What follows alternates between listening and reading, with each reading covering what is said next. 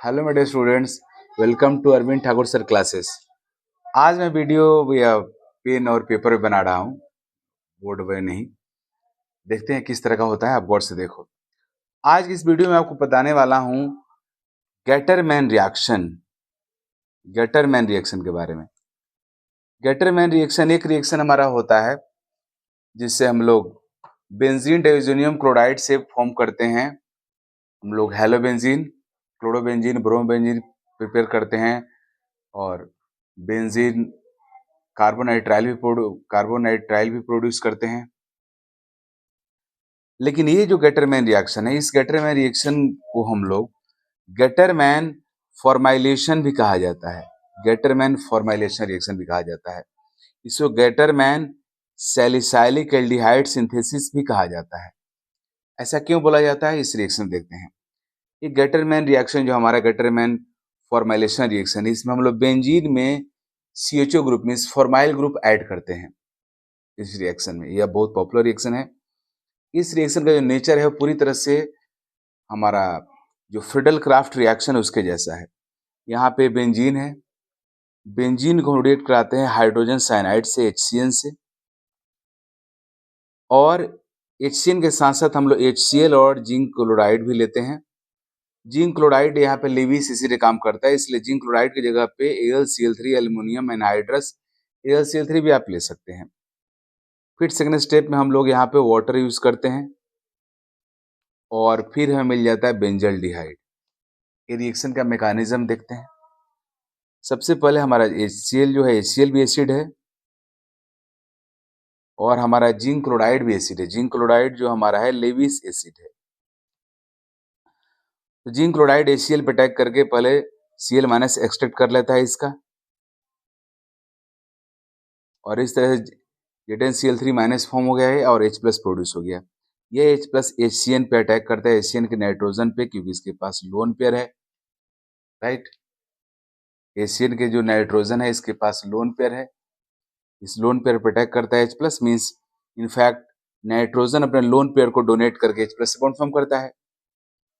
और जैसे ही H+ nitrogen में कनेक्ट होता है, नाइट्रोजन के ऊपर पॉजिटिव चार्ज आ जाता है। ऐसे भी नाइट्रोजन जब भी फोर्थ बॉन्ड फॉर्म करता है हमेशा अपने लोन पेयर को डोनेट करके करता है, इसलिए उसके ऊपर पॉजिटिव चार्ज आ जाता है।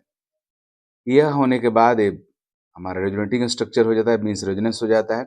नाइट्रोजन जैसे पॉजिटिव आया, नाइट्रोजन तुरंत पाई बॉन्ड, ट्रिपल बॉन्ड के एक पाई बॉन्ड ब्रेक कर लेता है और नाइट्रोजन का पॉजिटिव खत्म हो जाता है, लेकिन कार्बन पे पॉजिटिव आ जाता है। ओके, अब इस कार्बन पॉजिटिव आने के बाद अभी बन गया हमारा इलेक्ट्रोफाइल।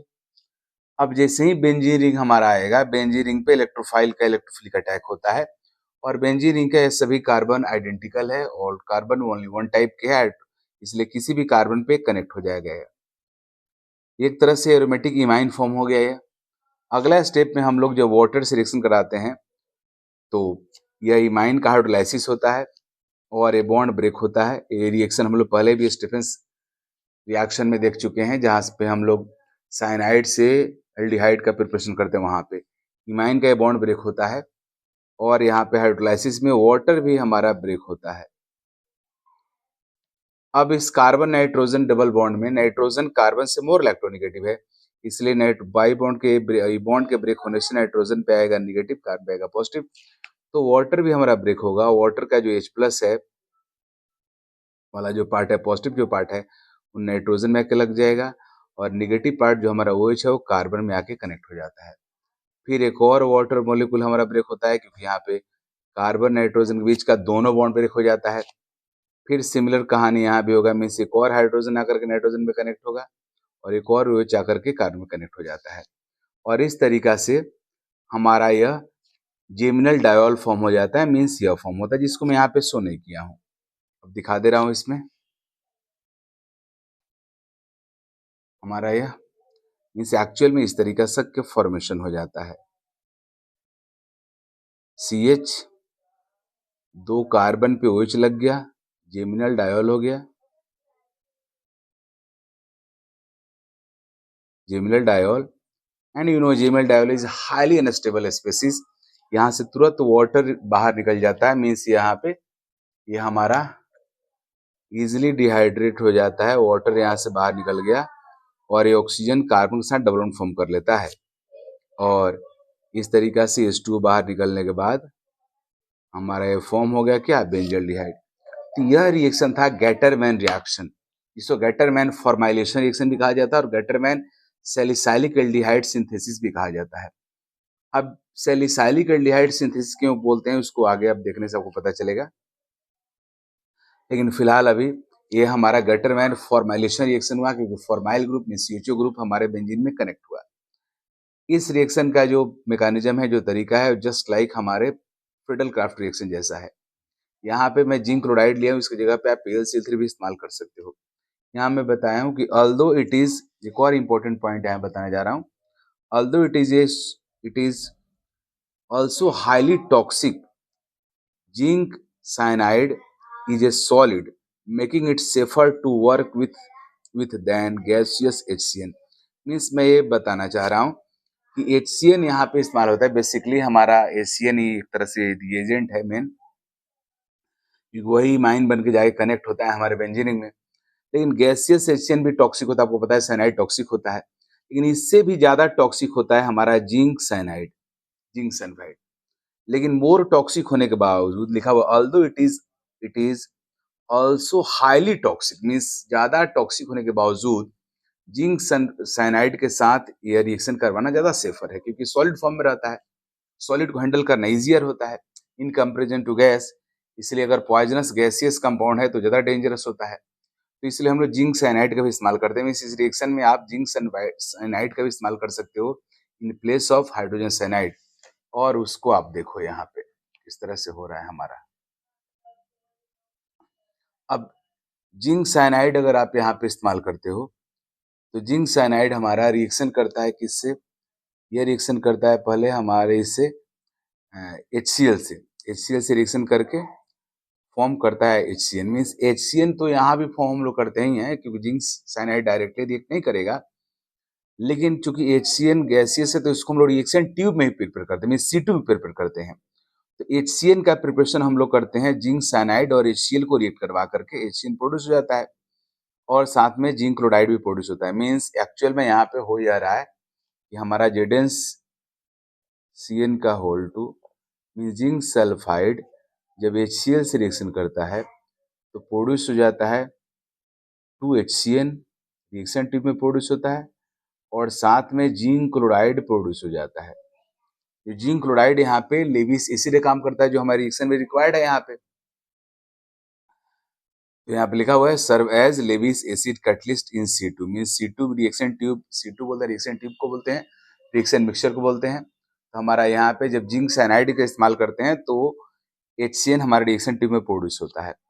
अब उस तरह से मैं रिएक्शन दिखा रहा हूँ, यहाँ बेंजीन है, बेंजीन को 1 नंबर में जिंक साइनाइड NaCl से रिएक्ट कराओगे, 2 नंबर में वाटर से, वही कहानी होगा, बेंजल्डिहाइड फॉर्म हो जाएगा।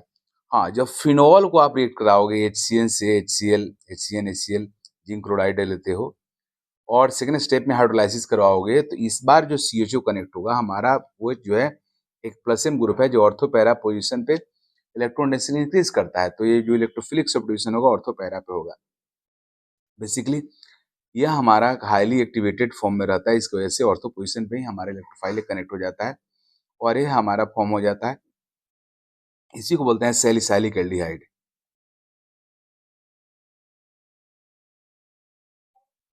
एल्डिहाइड ओके, सैलिसाइलिक एल्डिहाइड के फॉर्मेशन की वजह से इस रिएक्शन के को कहा जाता है गैटरमैन सैलिसाइल एल्डिहाइड सिंथेसिस भी कहा जाता है, राइट।